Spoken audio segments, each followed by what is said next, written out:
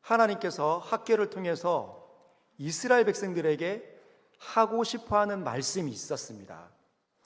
여러분, 학궤에서는 포로기 이후에 이스라엘 땅으로 다시 귀환한 사람들에게 던지는 하나님의 메시지입니다. 여러분, 이스라엘 백성들이 하나님께서 세우신 백성인데 가나안 땅으로 옮겨졌다가 하나님을 예배하지 않고 하나님을 사랑하지 않고 세상의 영광과 세상의 신의 마음과 생각을 다 빼앗기다 보니까 삶을 죄악 가운데 엉터리로 살아간 겁니다. 그래서 수많은 선지자들이 북이스라엘과 남유다 땅으로 하나님의 메시지를 들고 나아갔어요. 그렇게 살면 안 된다. 너희는 하나님의 백성인데 어떻게 하나님 말씀대로 살지 않는가? 너희는 법 없는 백성이 아닌데 어떻게 마치 법 없는 백성처럼 그렇게 무지하게 그리고 죄를 먹고 마시는가? 근데 이 사람들이 결국은 회개하지 않고 돌이키지 않다가 하나님께서 사용하시는 그 어마어마한 징계의 막대기를 맞고 다 흩어져 버렸습니다. 아수르와 바벨론에 다 무너진 거죠. 그리고 결국은 이 바벨론으로 포로로 잡혀가서 70년 동안 포로 생활을 합니다. 고국을 잃고 문화가 다르고 언어가 다른 곳에서 70년 동안 이방 나그네의 인생에 그런 고난을 겪었던 것이죠. 그리고 때가 됐자 하나님께서 그 사람들을, 남은 사람들을 다시 이스라엘 땅으로 불러들이십니다. 그게 포로 귀환했다는 뜻입니다.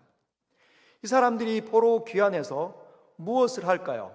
학궤의 메시지는 이스라엘 백성들이 성전 건축을 열심히 해야 된다, 이걸 하나님께서 말씀하시는 겁니다.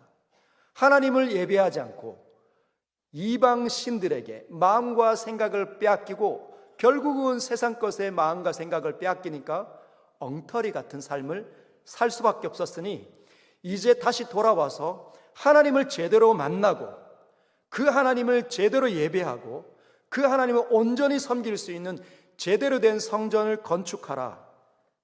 그런데 돌아온 이스라엘 백성들이 성전 건축하다가 자꾸 무너지고 하나님을 예배하려고 들다가 자꾸만 마음이 후퇴하기 시작하는 겁니다. 그래서 주님께서 다시 메시지를 던지는 것이죠. 하나님께서 학궤라는 선지자를 일으켜서 그 이스라엘 백성 성전 건축하다가 자꾸만 중단하는 그들에게 메시지를 던지는 겁니다. 그것이 오늘 본문에 나와 있는 겁니다. 학궤서 2장 20절.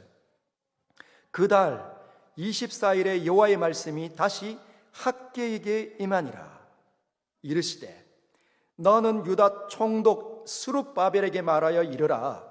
내가 하늘과 땅을 진동시킬 것이요 내가 이제 가만히 내버려 둘 수가 없다. 내가 친히 너희와 함께 이 거룩한 일을 행하겠다 말씀하시는 겁니다. 여러분, 돌아온 이스라엘 백성들이 왜 성전 건축을 하다가 중단하고 하다가 자꾸만 멈췄을까요? 그건 그 이스라엘의 주변에 있는 나라들이 자꾸만 찾아와서 유혹하기도 하고 무너뜨리기도 하고 거칠게 다루기도 하고 와서 위협을 가했기 때문입니다.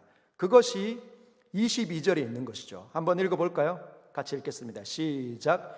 여러 왕국들의 보좌를 엎을 것이요 여러 나라들의 세력을 멸할 것이요. 거기까지. 여러분, 여러 왕국들, 이스라엘에 돌아온 이스라엘이 성전을 건축하려고 들면 주변에 수많은 나라들이 포진하고 있는데 틈틈이 찾아와서 괴롭히거나 유혹하고 영향력을 행사했다는 겁니다. 한 번은 블레셋이 찾아오기도 하고 한 번은 위의 나라인 아람이 찾아오기도 하고 한 번은 옆에 있는 에돔과 모압이 또 괴롭히기도 하고 한 번은 더 밑에 있는 그 강력한 나라 애굽이 몰려오기도 하고 또는 더 강력한 나라인 바벨론이 더 들어와서 영향력을 발휘하기도 한다는 겁니다. 물건을 뺏기도 하고, 물건이 빼앗기면 어떻게 할까요? 하나님께서 나를 지켜주시는 거 맞나? 그런 생각이 드는 거죠. 우리가 이대로 있다가 멸망당하는 건 아닌가? 성전 건축하다가 멸망당하는 건 아닌가? 우리 스스로 우리를 지켜야 한다. 그런 생각을 한 것이죠. 그래서 주님이 그들의 마음을 흩게 만드는 그 세상의 영향력들을 내가 심판하겠다 말씀하십니다. 여러분, 신약으로 넘어오면 이것이 어떤 모습으로 우리에게 비춰질까요? 사랑하는 서연의 성도 여러분, 여러분의 성전은 건강합니까? 저와 여러분들의 성전은 어디입니까? 우리 마음인 거죠. 우리가 함께 예수의 이름으로 모여서 우리 안에 거룩한 영이 임재할 때 우리 성전은, 우리 마음은 성전이 됩니다. 거룩한 영이 임재하고 하나님의 뜻들이 분별되고, 그래서 하나님을 더 깊이 만나고 사랑하고 주의 은혜를 받으며 온몸으로 느끼며 은혜 가운데 충만하게 들어가는 것이 하나님의 백성들의 모습 아닙니까? 예수 그리스도를 참되게 만난 사람들, 우리가 지난 주중에 본 것처럼 부활의 영광, 십자가의 그 보혈의 피를 힘입는 사람들, 사망의 권세가 깨뜨려진 그 모든 현장에 있었던 사람들이 저와 여러분들인데, 예배로 모일 때마다 하나님이 느껴지지 않는 거예요. 하나님 말씀이 들리지 않는 겁니다. 왜 그럴까요? 세상의 여러 가지 영향력에 마음과 생각을 빼앗겼기 때문입니다. 여러분, 세상은 우리를 그냥 내버려 두지 않습니다. 사도 바울은 에베소서 6장에서 이렇게 이야기하죠. 6장 12절 같이 한번 읽어볼까요? 시작. 우리의 씨름은 혈과 육을 상대하는 것이 아니요 통치자들과 권세들과 이 어둠의 세상 주관자들과 하늘에 있는 악의 영들을 상대함이라. 여러분, 보이는 것이 전부가 아닙니다. 보이는 것이 전부가 아니에요. 보이는 것 위에 영향력을 발휘하는 것들인데 어둠의 세력들이라는 겁니다. 그것이 악한 것이고 이 세상을 주관하고 있는 것들이죠. 여러분, 우리가 모여서 예배를 드리지 못하도록 영향력을 발휘합니다. 세상의 강한 가치관을 가지고 진화론, 우리가 학교를 다니면 초등학교 들어갈 때부터 세상의 학문에 노출되기 시작합니다. 그 이전에는 엄마 아빠를 통해서, 주일학교를 통해서 하나님이 계시고 하나님의 사랑을 잊고 나는 예수의 사람이구나, 예수님의 하나님의 자녀이구나 선명한 이해를 갖고 살려고 하지만 학교 들어가면서 어떤 일이 일어납니까? 원숭이가 변해서 사람이 되었다. 그런 생각을 이번 주도 다음 주도 1년 동안 친구들과 선생님들을 통해서 끊임없이 듣게 되면 하나님 없는 건 아닌가 라는 생각이 어릴 때부터 들기 시작합니다. 저와 여러분들은 어떨까요? 이 세상에 살면서 휴대폰을 통해서, TV를 통해서, 수많은 매체들을 통해서, 내 사랑하는 직장 동료들을 통해서, 내 주변에 있는 친구들을 통해서 어떤 소리를 듣습니까? 그들이 하나님의 소리와 하나님의 가치관을 들려줍니까? 아니면 세상의 수많은 가치관들을 들려줍니까? 땅 사야 돼, 땅. 오늘날로 말하면 땅 사야 안전할 수 있어. 그 말 들으면 땅 사야 되는구나. 아파트가 정답이지 땅이 뭐냐? 아파트 한 채는 있어야 돼. 아파트 나는 어떻게 살 수 있지? 부모님이 나에게 물려준 거 하나도 없고, 그러니 마음이 어렵고 힘들어집니다. 영향력을 받는 것이죠. 여러분, 돈이 있어야 돼. 돈. 그 무엇보다 돈 억척같이 많이 벌어야 돼. 여러분, 그 세상의 가치관이 휘둘리면 예배 드릴 때 하나님이 느껴지지 않습니다. 내가 돈을 벌어야 되는데 내가 지금 뭐 하고 있나? 보이지 않는 하나님을 예배하는 것, 그게 맞나? 그런 생각이 드는 거죠. 여러분, 청소년들이 사춘기를 보내면서 친구들을 통해서 수많은 세상의 노래들, 세상의 수많은 문화들을 접합니다. 춤은 이렇게 춰야 되고, 노래는 어떤 노래가 있고 힙합은 어떻게 하고 옷은 어떻게 입어야 되고, 그렇지 않습니까? 요즘 젊은이들만, 요즘 청소년들만 그렇습니까? 저와 여러분들이 자랄 때도 마찬가지였습니다. 혁대 막 길게 늘어뜨리고 나팔바지 같은 거 입고 다니고, 수많은 영향력에 노출되면 나도 그렇게 하고 싶다. 청년들은 얼마나 힘든지 모릅니다. 직장 20대에 직장 얻어야 되고, 대학 좋은 데 가야 되고, 월급은 얼만큼 돼야 되고, 그거 없으면 결혼 못하고, 세상의 이 사고 방식의 가치관에 이리저리로 나부끼는 거죠. 세상에 주관자들이 있는데 마음과 생각을 잃어버리니 하나님이 느껴지지 않는 거예요. 그래서 주님이 뭐라고 말씀하십니까? 내가 이렇게 지금 내 사랑하는 사람들이 이렇게 세상의 영향력에, 유혹에 넘어가서 나를 알지 못하고 돌아왔음에도 불구하고 나를 깨닫지 못하고 내가 주는 모든 은혜를 경험하지 못하니 내가 친히 하늘과 땅을 진동시킬 것이다. 그렇게 말씀하신다는 겁니다. 내가 이 세상을 뒤집어 놓을 것이다. 그들이 내 백성들을, 내 자녀들을 노략질하는 걸 내가 눈뜨고 볼 수 없다. 친히 일어나시겠다 말씀하십니다. 하나님의 의지가 담겨져 있는 거죠. 여러분 알고 있습니까? 저와 여러분들 하나님께서 이렇게 모으신 이유는 하나님의 의지가 이렇게 강하다는 것을 보여주기 위함이십니다. 내가 너희들을 붙잡겠다. 내가 너희들을 견고하게 하겠다. 그렇게 말씀하십니다. 여러 왕국들의 보좌, 너희들을 이끌고 있는, 너희들의 지체들을 무너뜨리고 있는, 성도들을 약하게 만드는 그 모든 세력을 무너뜨리기 위해서 내가 움직일 텐데 어떻게 움직이시냐? 23절에 나와 있습니다. 같이 한번 읽어볼까요? 시작. 만군의 여호와가 말하노라. 스알디엘의 아들 내 종 스룹바벨아, 여호와가 말하노라. 그날에 내가 너를 세우고 너를 임장으로 삼으리니 이는 내가 너를 택하였음이니라. 만군의 여호와의 말이니라 하시니라. 아멘. 무엇을 통해서 주님이 그렇게 하시겠다 말씀하십니까? 내가 너를 택한다. 그 시작은 내가 너를 선택했기 때문이다. 내가 너를 지명하여 불렀다. 여러분 얼마나 놀라운 메시지입니까? 우리가 누군데? 저와 여러분이 누구라고? 여러분 우리가 우리를 알지 않습니까? 얼마나 나약한지, 얼마나 변덕스러운지, 기질도 그렇게 선하거나 정말 정직하지도 않고 언제든지 위기가 오면 나에게로 함몰되는 사람이 저와 여러분들인데, 나밖에 모르는 사람이 우리인데, 그런데도 주님은 내가 너를 선택하였다. 네가 그 일을 하는 게 아니라 내가 너를 선택해서 내가 그 일을 성취하겠다 말씀하신다는 겁니다. 여러분 다윗을 보십시오. 다윗은 목동이 지나지 않았습니다. 그는 그냥 일평생 양치기 하다가 인생 끝이 날 수도 있었는데 하나님 부르시면 이 세상을 다루어내는, 골리앗을 이겨내는, 골리앗도 물맷돌로 여러 개를 쓴 것도 아닙니다. 하나만 던져서 이겨낸 거죠. 여러분 사도 바울은 어떻습니까? 사도 바울은 박해자였습니다.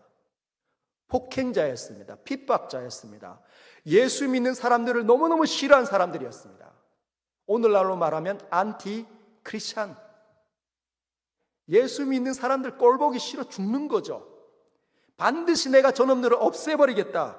그렇게 이를 득득 가는 무시무시한 사람이 사도 바울이었습니다. 근데 그가 무너진 거죠.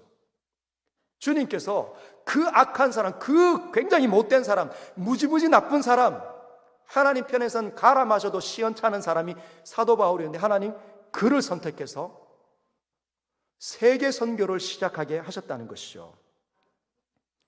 저와 여러분들이 아무리 엉터리라도 하나님의 손에 붙잡히면 놀라운 일 일어나게 된다는 겁니다.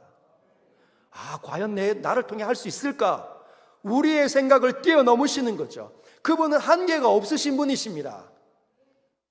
여러분 믿음의 눈을 들어서 여러분을 향하고 있는 하나님의 전능자의 손길을 바라보시길 바랍니다. 주님이 이렇게 말씀하시죠. 그날에 내가 너를 세우고, 내가 너를 택하면 그냥 그 상태로 모든 일을 감당하는 게 아니라 내가 너를 친히 세워주겠다는 겁니다. 어떻게 세울까요? 하나님께서 만들어 가시는 거죠. 하나님의 놀라운 훈련장으로 여러분을 이끌어 갑니다. 여러분, 그곳은 만만치 않습니다. 쉽게 되어지는 일이 하나도 없는 것 같습니다. 처음에는 신앙이 얕을 때는 기도하며 응답이 있었는데 어느 날부터 기도하는데 응답이 없어요. 성경을 읽는데 무슨 말인지 여전히 모를 때가 또 생겨나는 겁니다. 세상의 여러 가지 유혹에 또 넘어져 있네요. 실패의 연속일 때가 있습니다. 그것을 통해 주님은 뭘 가르치실까요? 이렇게 하면 실패하는구나. 이렇게 하면 나약해지는구나. 여러분, 하나님의 백성들은 지혜를 얻는 거죠. 경험들을 통해서. 우리 모든 어려움과 역경을 통해서 하나님은 지혜를 갖추기를 원합니다. 왜? 하나님 쓰시기 위해서. 하나님 이미 선택했기 때문에 하나님을 이길 수가 없습니다. 하나님은 절대로 포기하지 않습니다. 여러분들이 누워있다 할지라도 하나님 절대로 포기하지 않습니다. 우리의 시간에, 우리의 인생에 하나님께서 구별하시면 거룩한 시간이 되고 거룩한 움직임이 인생이 된다는 거예요. 지금은 아무것도 되어진 게 없는 것처럼 보인다 할지라도 어떤 분은 10년 딱 하나님 앞에 훈련 딱 받고 열심히 하나님의 일들을 순식간에 막 이것저것 쳐내는 사람이 있는가 하면 훈련이 아주 긴데 20년, 30년의 훈련을 받다가 어느 날 한 사람 구원 딱 하는 거예요. 그 사람이 남들이 평가했을 때 손가락질을 받고 아무짝에도 쓸모없는 사람 같아 보이지만 하나님 그를 구원하시기 위해서 우리의 모든 시간들을 사용하신다는 겁니다. 이렇게 하면 승리하는구나. 여러분은 신앙의 비밀을 알고 있습니까? 어떻게 하면 승리하고 어떻게 하면 실패하는지 알고 있습니까? 내가 약해서 넘어졌을 때, 실패해서 넘어졌을 때 그 일어나는 비법을 알고 있습니까? 얻으시길 주님의 이름으로 축복합니다. 어리석은 사람은 여러 번 넘어지는데 배우려고 하지 않는 거예요. 저희 아이들을 가르쳐 보니까 그렇더라고요. 늘 혼나는데, 늘 아빠한테 혼나는데 2 곱하기 2가 자꾸만 6이 되는 겁니다. 꿀밤 2번 맞다가 나 안 해 이러더라고요. 꿀밤 2번 맞다가 나 안 해. 내가 이거 왜 해야 돼? 이걸 해야 하는 목적을 모르는 거예요. 자기가 얼마나 존귀한지 모르는 거죠. 여러분, 우리 모두는 얼마나 존귀한 인생인지 모릅니다. 하나님께서 그냥 이 땅을 살다가 끝이 나는 존재로 저와 여러분을 부른 게 아니에요. 하나님의 시간 속에서 어마어마한 일을 행하도록 만드신다는 겁니다. 아까 말한 그런 20, 30년 후에 한 사람에게 복음 딱 전하는데 그 사람은 다 손가락질 받는 사람이었지만 예수 만나고 난 다음에 그의 아들에게 복음을 전했는데 그 사람이 놀라운 일들을 감당할 줄 누가 알겠습니까? 우리의 작은 섬김을 통해서 하나님께서는 영광을 받으신다는 것이죠. 여러분, 바울과 바나바, 나중에 우리가 사도행전을 통해서 보겠지만 바울은 일 중심의 사람입니다. 바나바는 관계 중심의 사람이에요. 이 두 사람이 1차 선교 여행 갈 때 누구가 같이 따라 붙었냐? 마가가 붙었습니다. 마가. 이 젊은 청년 마가가 같이 가다가 중간에 이탈한 거예요. 근데 2차 선교 여행을 떠날 때 얘 마가를 데리고 갈 건가 아니면 남겨놓고 갈 건가, 이 부분으로 두 사람이 다퉜습니다. 누가 옳습니까? 바울이 옳습니까? 아니면 바나바가 옳습니까? 바울은 이야기하는 거죠. 이놈을 데리고 가면 힘 빠져. 중간에 막 일을 치고 나가야 되는데 중간에 이탈하니까 힘이 쭉 빠졌지 않느냐? 얘를 다시 데리고 가면 안 돼. 왜? 바울은 사역 중심이기 때문에. 근데 여러분, 바나바는요, 아유, 형제 바울, 그러지 마. 다 품어야지. 이 한 영혼도 우리가 데려가야 되지 않냐? 얘도 그때 실패했으니까 다시 훈련시켜주자. 누가 맞습니까? 어떤 분은 바나바가 옳다. 어떤 분은 바울이 옳다. 관점의 차이입니다. 근데 여러분, 나중에 이 두 사람이 시간이 흘러서 화해를 하죠. 마가는 마가복음을 기록하는 사람이 되어져 있습니다. 여러분, 바울은 어떻게 자랐을까요? 그 일 중심이고 하나님의 복음을 전했을 때 사람들이 회심하고 일어나는 것 통해서 일 중심이었던 그 사람, 물론 일 중심이라 해도 관계가 하나도 없다는 것은 아닙니다. 그 부분이 더 두드러진다는 거죠. 근데 이 사람이 나중에는 고린도전서 13장을 기록했다는 거예요. 사랑장. 사랑은 언제나 오래 참고, 사랑은 언제나 온유하며. 여러분, 시간이 지나면서 하나님의 이끄심을 따라 살다 보면 주님께서 우리의 모든 허물들을 극복하게 하시고 우리의 약함들이 점점 강함으로 바뀌어지되 예전에는 없었던 그런 놀라운 일들이 우리의 삶 속에 일어난다는 겁니다. 그게 하나님께서 우리를 세우신다는 거예요. 하나님의 거룩한 손이 여러분 머리에 있음을 여러분 바라보시길 바랍니다. 세 번째는 내가 너를 인장으로 삼을 것이다. 내가 너를 인장으로 삼을 것이다. 여러분, 인장은 뭐냐면 옛날에 이 시대에, 학계가 살았던 이 시대에 왕들이 끼고 있던 반지, 그게 인장입니다. 이 반지에는 독특한 문양이 있어요. 그래서 어느 나라에 어느 지역으로 공문서를 보내면 왕이 이 인장에 이 문양을 가지고 촌농을 이렇게 내리고 여기다 쭉 찍는 겁니다. 그럼 왕의, 이 황제의, 이 제국을 다스리는 이 통치자의 인장이 묻어 있는 거예요. 그거 보면서 이 문서를 귀하게 받는 거죠. 주님이 뭐라고 말씀하시냐면 스룹바벨을 그런 인장으로 삼겠다라고 말씀하는 겁니다. 여러분, 제가 제 도장을 찍으면 그 도장을 보는 사람마다 누구를 떠올릴까요? 그냥 정기칠 목사를 떠올릴 뿐입니다.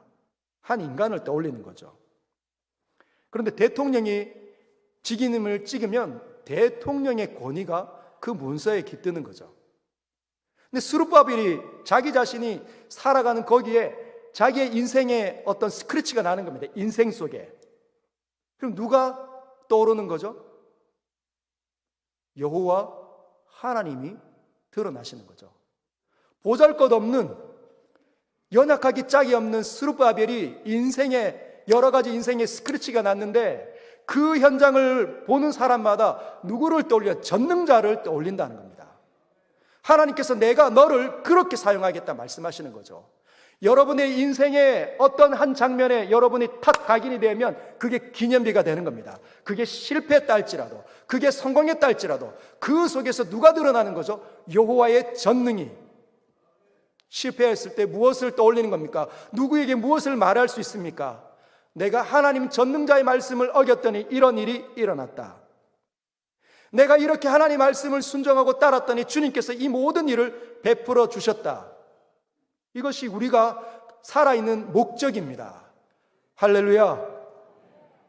오늘 우리가 이제 중직자 선출을 할 텐데 그들 역시 여러분 축복해 주십시오. 나는 내 아는 사람만 찍어야지. 그러지 마시고, 여러분 지난주에 팜플렛 받으셨죠? 기도로 준비하셨죠? 꼼꼼하게 봤습니까? 이들이 어떤 일들을 했는지, 얼굴 표정은 어떤지, 그리고 한번 내 스쳐 지나가는 이 신앙생활 가운데 이들이 어떤 일들을 했는지 떠올려 보셨습니까? 그리고 기억나시는 분들은 선택하는 거죠. 하나님, 이 사람 뽑아주십시오. 성령과 지혜가 충만하게 해주십시오. 선택된 사람들을 통해서 하나님께서 이 세상에 연약하게 넘어져 있는 사람들을 그들을 통해서 구원하시는, 그들을 통해서 다시 세우시는, 그들을 통해서 교회가 건강하게 되는 그 거룩한 일 일으켜 주옵소서. 그런 마음으로 투표하셔야 합니다. 교회를 세우는 거죠. 여러분, 악한 존재는, 마귀는, 교회는 무너져야 합니다.